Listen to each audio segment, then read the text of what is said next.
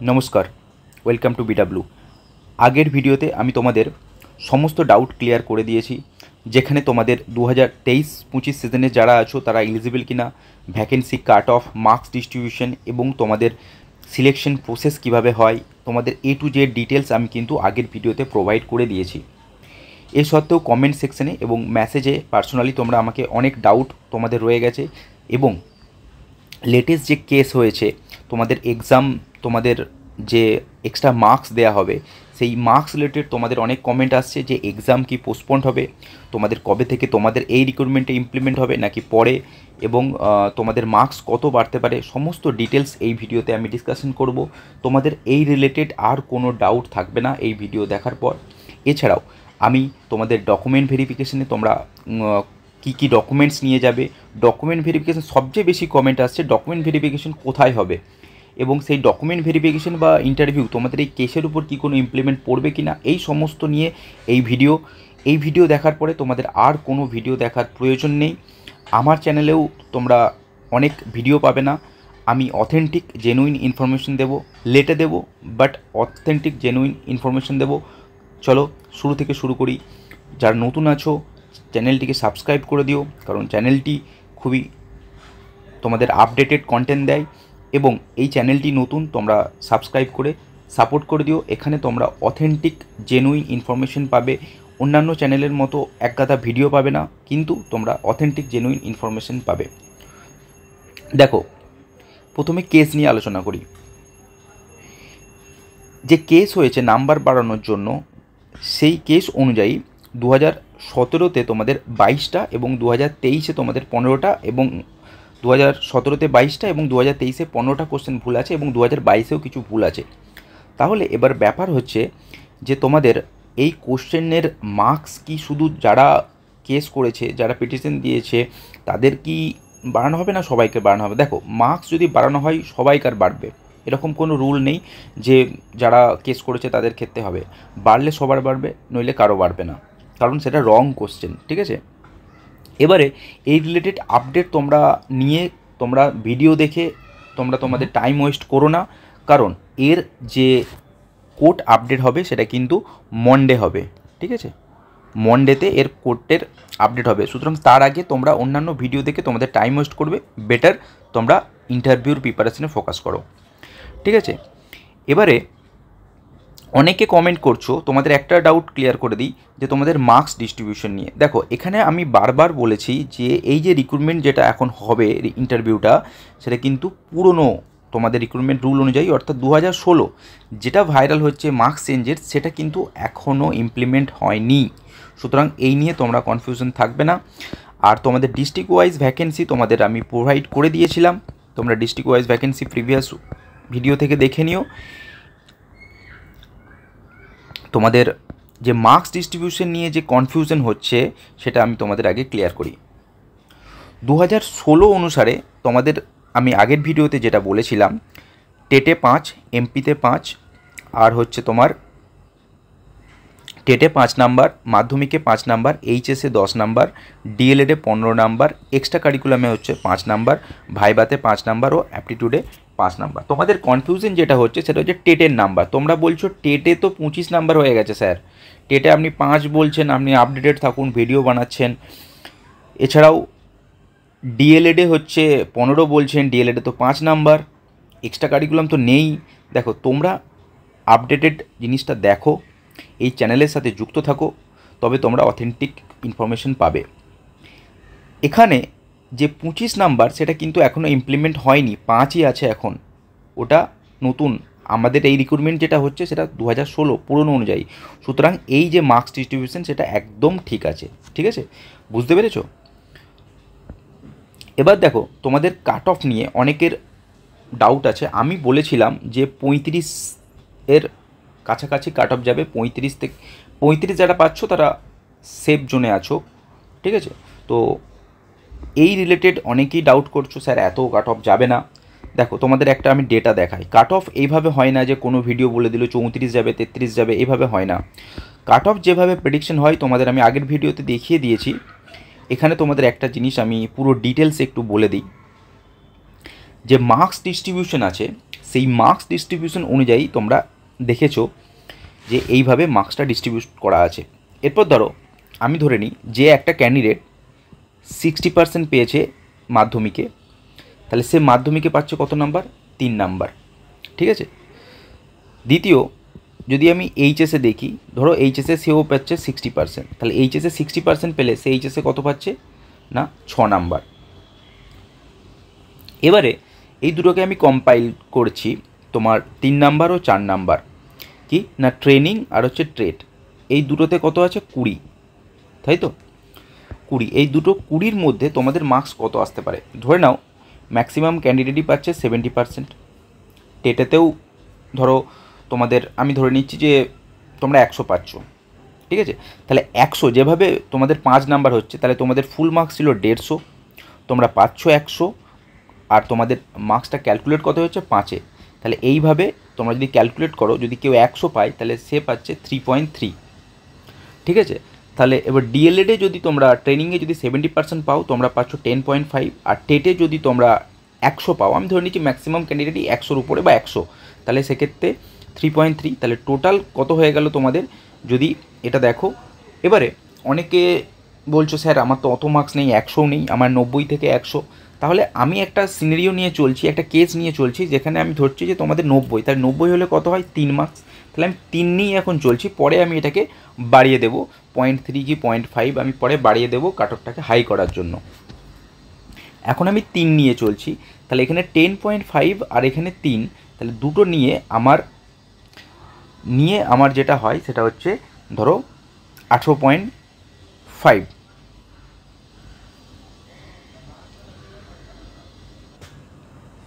তো ডিএলএডে যদি আমাদের 10.5 থাকে, আর টেটে যদি ধরো আমার 3 থাকে, আর আগে আমরা দেখেছি এইচএসে 6 আর মাধ্যমিকে 3, তাহলে আমাদের টোটাল কত হলো 22.5, তাই তো। আমরা একটা নর্মাল সিনারিও নিয়ে চলছি, এখানে আমি আউটস্ট্যান্ডিং স্টুডেন্টদের নিচ্ছি না, নর্মাল স্টুডেন্ট যেখানে টেটে 3, তোমার ডিএলএডে 10.5, এইচএসে 60% এবং মাধ্যমিকে 60%, তাহলে সেক্ষেত্রে সেই ক্যান্ডিডেট পাচ্ছে 22.5। 22.5 আউট অফ কত 35, আমি 15 নাম্বার বাদ দিয়েছি কিসে? এক্সট্রা কারিকুলামে, ভাইভাতে আর অ্যাপটিটিউডে।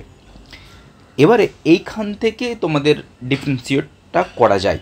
আগে পর্যন্ত তোমাদের 22.5 আমি সবাইকে মানে একই জায়গাতে আমি নিয়ে এসেছি যে সবাই এটা পাচ্ছ। এবারে কেস 1 আর কেস 2 দুটো ভাগে আমি ডিভাইড করে দিয়েছি। কিছু ক্যান্ডিডেট আছে যাদের এডুকেশন কোয়ালিফিকেশন যাদের এক্সট্রা কারিকুলাম অ্যাক্টিভিটি যাদের নেই, যাদের এডুকেশন কোয়ালিফিকেশনই তোমার মাধ্যমিক, এইচএস, তারপরে টেট, তারপরে তোমার টেট পাস করেছে এবং ট্রেনিং করেছে, যাদের কোনো এক্সট্রা কারিকুলাম মানে কোনো এক্সপিরিয়েন্স বা কোনো কিছু এক্সট্রা কারিকুলাম তাদের নেই, তো সেক্ষেত্রে তাদের ক্ষেত্রে 5 নাম্বার পাচ্ছে না, কিন্তু যাদের এক্সট্রা কারিকুলাম আছে তারা 5 নাম্বার পাচ্ছে। তাহলে আগে কত ছিল 22.5, আর হচ্ছে 5 যদি অ্যাড করি তাহলে 27.5 কাদের? কেস 1 যাদের এক্সট্রা কারিকুলাম অ্যাক্টিভিটি আছে, তাহলে তাদের ক্ষেত্রে হয়ে গেল 27.5। কিন্তু এই ক্যান্ডিডেট খুবই কম, এটা ভেবো না যে তাহলে আমার নেই, ডিমোটিভেট হো না, এই ক্যান্ডিডেট খুবই কম, এটা কাট অফে খুব একটা এফেক্ট ফেলতে পারবে না। এরপর যাদের নেই, যেটা ম্যাক্সিমাম ক্যান্ডিডেট, তারা কোনো মার্কস পাচ্ছ না, তাহলে 22.5 এটা হলো তোমাদের রইলো, তোমাদের 22.5ই আপাতত রইলো। এবারে ভাইভা আর হচ্ছে অ্যাপটিটিউড দুটো হচ্ছে মিলিয়ে 10, এই 10-এ ধরে নাও তোমরা ম্যাক্সিমাম 7 থেকে 8 পাচ্ছ, 8 ধরে আমি চলছি, তাহলে 8 হলে 27.5, আর হচ্ছে তোমার আমি 7.5 মেনে চলছি যে 7 বা 8 আমি কম নিয়েই চলছি যে তোমরা 7.5 পাচ্ছ, তাহলে 7.5 পেলে তোমাদের হয়ে যাচ্ছে এখানে 35। দেখো আমি কিন্তু 7.5 নিচ্ছি, খুবই কম নিচ্ছি, আর এটা কিন্তু 27.5 এটাও কিন্তু কম নিয়ে 60% মার্কস নিয়ে করছি, তাহলে 35 যাদের এক্সট্রা কারিকুলাম আছে তাদের ক্ষেত্রে কিন্তু 35 চলেই আসছে, 60% তাদের আছেই এবং 7.5 পাবেই তারা। সেই হিসেবে তোমাদের যাদের এক্সট্রা কারিকুলাম আছে তাদের ক্ষেত্রে কিন্তু 35 আসছে, কিন্তু যাদের নেই তারাও ধরো 7.5 পাচ্ছে, তাহলে সেক্ষেত্রে তাদের কত হচ্ছে তোমাদের 30, 7.5 হলে এটা 30-র কাছাকাছি। ধরো আমি এখানে 7 ধরে নিলে তাহলে তো সেক্ষেত্রে 7 বা 8 ধরে নিয়েছি আমি, এদের ক্ষেত্রে ধরো আমি 8 ধরে নিচ্ছি বা 8ই ধরে চললাম, তাহলে 8 ধরে চললে আমার হচ্ছে 30.5। এবার দেখো এই ক্যান্ডিডেট কিন্তু ম্যাক্সিমাম, এই ক্যান্ডিডেট খুবই অল্প। সুতরাং এবারে এই যে ক্যান্ডিডেট আছে যারা 35 স্কোর করছে, যাদের এক্সট্রা কারিকুলাম আছে, তারা আউটস্ট্যান্ডিং স্টুডেন্ট, তাদের মাধ্যমিকে হাই মার্কস আছে, উচ্চ মাধ্যমিকে হাই মার্কস আছে, তাদের ট্রেনিং এবং যে টেট সেই মার্কসও হাই আছে।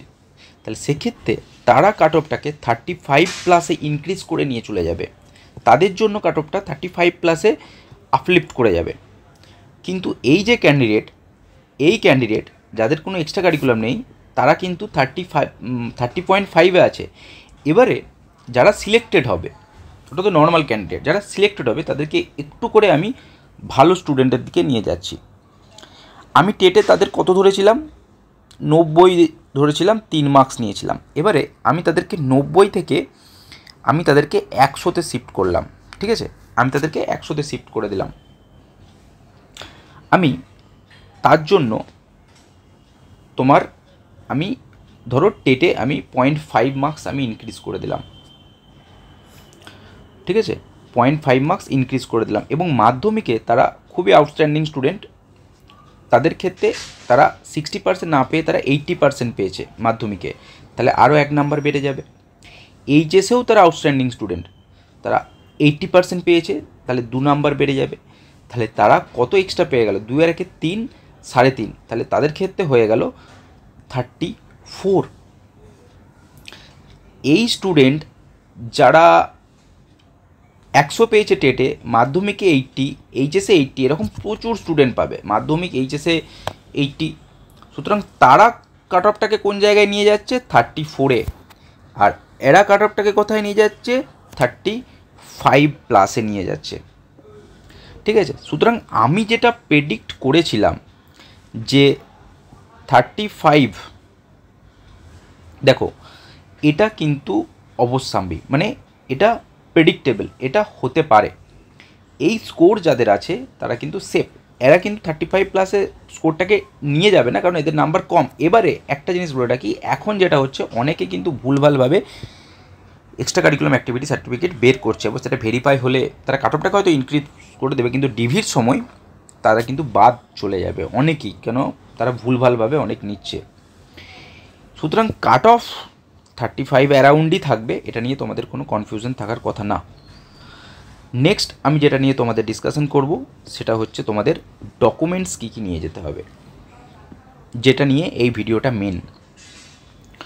ডকুমেন্টস নিয়ে যাওয়ার জন্য তোমাদের দেখো কোথায় হবে, কবে হবে, সেই সমস্ত জিনিস পরে বলবো, আগে তোমরা তোমাদের ডকুমেন্টসগুলোকে ভালো করে গুছিয়ে রেখো। এই ভিডিওতে আমি তোমাদের কী কী ডকুমেন্টস নিয়ে যেতে হবে সমস্ত কিছু তোমাদের ডিটেলসে বলে দেবো, তোমরা এই ডকুমেন্টসগুলোকে গুছিয়ে রেখো, বাকি ইন্টারভিউর প্রিপারেশন নিতে থাকো। দেখো ইন্টারভিউ কল লেটার, তোমাদের ইন্টারভিউ হয়ে যাওয়ার পরে তোমাদের একটা কল লেটার দেবে একটা ইন্টারভিউর জন্য, তো সেই কল লেটারটা নিয়ে যাবে, ঠিক আছে, যেটাকে ইন্টিমেশন লেটার বলছি। তোমাদের টেট পাস সার্টিফিকেট এবং রেজাল্ট দুটোই নিয়ে যাবে, টেটের অ্যাডমিট কার্ড নিয়ে যাবে যদি থাকে, এবং না থাকলে সাইট থেকে বের করে নেবে। বার্থ সার্টিফিকেট তোমাদের নেবে, হ্যান্ড রিটেন হলেও চলবে। যাদের নেই তারা কি করবে, তাদের জন্য 10th অর্থাৎ মাধ্যমিকের যে অ্যাডমিট কার্ড সেটাই কিন্তু কাজ হয়ে যাবে। এইচএসের রেজাল্ট, মার্কশিট, অ্যাডমিট যা আছে নিয়ে যাবে। গ্র্যাজুয়েশনের অ্যাডমিট, মার্কশিট, সার্টিফিকেট নিয়ে যাবে। দেখো একটা জিনিস বলে রাখি, কোনো সার্টিফিকেট তোমরা ল্যামিনেট করা নিয়ে যাবে না, করে থাকলে সেটা আলাদা ব্যাপার, কিন্তু তোমরা কোনো সার্টিফিকেট ল্যামিনেট করে নিয়ে যাওয়ার তোমাদের কোনো প্রয়োজন নেই। ট্রেনিংয়ের তোমাদের মার্কশিট, সার্টিফিকেট নিয়ে যাবে। এবার তোমার নিজের ভোটার, আধার, প্যান, 3টে অবশ্যই, এটা কিন্তু ভুলো না। বাবা মায়ের পেরেন্টসের ভোটার, আধার, প্যান অবশ্যই নিয়ে যেও। কাস্ট সার্টিফিকেট, তোমাদের যদি ইডাব্লিউএস হও, তোমরা যদি এসসি হয়, তোমরা এসটি হও, তোমরা যে কাস্টের সেই কাস্টের তোমরা সার্টিফিকেট অবশ্যই নিয়ে যেও। এক্সট্রা কারিকুলাম অ্যাক্টিভিটি তোমাদের নিয়ে যেও। এবং ফটো, তোমাদের পাসপোর্ট সাইজ ফটো তোমরা সেলফ অ্যাটেস্টেড ওখানে করে নেবে যদি চায়, আর না হলে তোমরা নর্মালি তোমরা তোমাদের পাসপোর্ট সাইজ হোয়াইট ব্যাকগ্রাউন্ড দিয়ে নিয়ে যাবে। এবারে যদি তোমাদের কোনো ডকুমেন্ট হারিয়ে যায়, তোমরা এখনই একটা জিডি করে দাও পুলিশে, যে তোমাদের এই ডকুমেন্টটা মাধ্যমিক বা উচ্চ মাধ্যমিক এই ডকুমেন্টটা হারিয়ে গেছে, তাহলে সেই জিডির কপি নিয়ে তোমরা ডিবিতে চলে যাবে, তোমাদের কাজ হয়ে যাবে। এবারে যেটা মেন ইম্পর্টেন্ট, তোমাদের ভেন্যু, তোমাদের ইন্টারভিউ কোথায় হতে পারে। দেখো, ইন্টারভিউ ভেন্যু সম্পর্কিত দুটো, একটা হচ্ছে এপিসি ভবন আর একটা হচ্ছে ডিপিএসসি ভবন, ঠিক আছে। এপিসি ভবন যেটা সেন্ট্রালাইজ কলকাতাতে পুরো অল ওয়েস্ট বেঙ্গলের হয়, আর ডিপিএসসিটা হচ্ছে তোমাদের ডিস্ট্রিক্ট ওয়াইজ হয়ে থাকে। এবারে যেটা মোস্ট প্রবাবেল এবং যেটা হবে বলে আমার ধারণা, সেটা হচ্ছে তোমাদের এপিসি ভবনই হবে। এই এপিসি ভবনে যদি তোমাদের ইন্টারভিউ হয়, দেখো ইন্টারভিউ ভেন্যু কোথায় হবে সেটা নিয়ে তোমরা এখন ভিডিও দেখে তোমরা টাইম ওয়েস্ট করো না। ইন্টারভিউ যদি এপিসি হয় ডিপিসি হয়, তোমরা চলে যাও ইন্টারভিউতে প্রিপারেশন নাও। এপিসি ভবনে যদি তোমাদের ইন্টারভিউ হয়, তার লোকেশন, তার অ্যাড্রেস হচ্ছে এটা, তোমাদের অ্যাডমিট কার্ডে থাকবে, আগে থেকে জানিয়ে দিলাম, ঠিক আছে, বিধাননগর কলকাতা। তোমাদের ডিভি আর ইন্টারভিউ সেম ডেটে। এবারে দেখো কাদের ডাকা হবে, ঠিক আছে, কাদের আগে ডাকা হবে, ডিভিতে কাদেরকে আগে ডাকা হবে। এটা জেনারেলি যেটা আগে হয়েছে অ্যালফাবেটিক ওয়াইজ হয়ে যায়, অ্যাসেন্ডিং অর্ডারে, মানে আলিপুরের প্রথম ডাকা হবে, তারপরে বাঁকুড়া, বীরভূম, মানে এইভাবে অ্যালফাবেটিক্যাল ABC এইভাবে তোমাদের পরপর ডাকা হবে, ঠিক আছে। এই তোমাদের ইনফরমেশনসগুলো তোমাদের দেওয়ার ছিল এই ভিডিওতে। আরেকটা জিনিস তোমরা দেখো, যেটা নিয়ে তোমাদের ম্যাক্সিমামের কনফিউশন রয়েছে এখনও অবধি, আমি আগের ভিডিওতে ক্লিয়ার করে দিয়েছি, এখনও অবধি কনফিউশন আছে। 2023-25 যারা ডিএলএড ব্যাচের আছে তারা কি ইলিজিবল কিনা। দেখো, আমি তোমাদের একটা স্ক্রিনশট দিয়েছিলাম আগের ভিডিওতে, আমি দেখাবো আরেকবার, দেখি এখানে আছে কিনা।